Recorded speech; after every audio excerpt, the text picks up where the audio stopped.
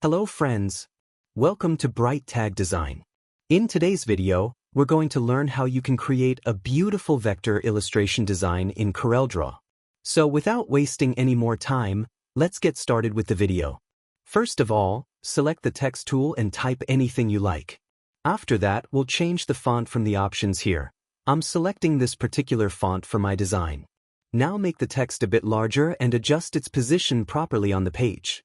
Next, select the Shape tool and slightly reduce the gaps or spacing between the letters to make it look more balanced. Then, right-click on any empty space on the page and import a picture. The download link for this picture is available in the description below. Now, resize the image so that it matches the size of the text. Place the image slightly above the text, just enough to align it nicely. Then, right-click on the image and choose Copy. After that, right-click again on the picture and select Power Clip inside, then place it inside the text. Now paste the picture that you copied earlier. Using the Shape tool, select the corner and drag it so that it connects smoothly to the start of the text. Next, let's give our text a nice orange color. Select the Color Pen tool, pick an orange shade, and apply it directly to the text. Once that's done, select everything together, right-click, and choose Group to keep it all combined.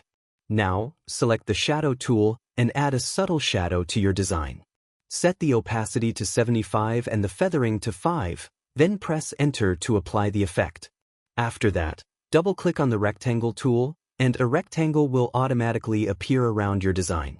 Make this rectangle slightly larger and adjust it neatly. Fill it with an orange color to create a nice background. Then, go to the Pen tool section, click on the color, and send it to the back by pressing Page down. Finally, make the orange color a little darker to enhance the contrast and depth. And that's it. Your vector illustration design is ready. So, how did you like this video?